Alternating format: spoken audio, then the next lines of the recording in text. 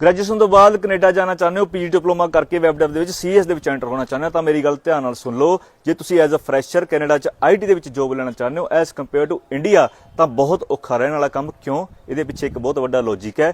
Logic ਇਹ ਹੈ ਵੀ ਜਿਹੜੀ ਉੱਥੇ US ਕੈਨੇਡਾ ਵਾਲੀਆਂ ਕੰਪਨੀਆਂ ਨੇ ਉਹ ਇੰਡੀਆ 'ਚ ਡਿਵੈਲਪਰ ਹਾਇਰ ਕਰਦੀਆਂ ਕਿਉਂਕਿ ਉਹਨਾਂ ਨੂੰ ਸਸਤੇ ਪੈਂਦੇ ਆ। ਇੱਥੇ ਜਿਹੜੇ ਪੈਂਦੇ ਅਗਲੇ ਨੂੰ 20-25 ਲੱਖ ਈਵਨ ਕੀ ਤੋਂ ਵੀ ਘੱਟ ਤੇ ਉੱਥੇ ਜਿਹੜੇ ਪੈਂਦੇ 60-70 ਲੱਖ। ਇਸ ਕਰਕੇ ਤੁਹਾਡੇ ਤੋਂ ਉੱਥੇ ਹਾਈ ਸਕਿੱਲ ਸੈਟ ਦੀ ਡਿਮਾਂਡ ਕੀਤੀ ਜਾਂਦੀ ਹੈ ਐਜ਼ ਅ ਫਰੈਸ਼ਰ।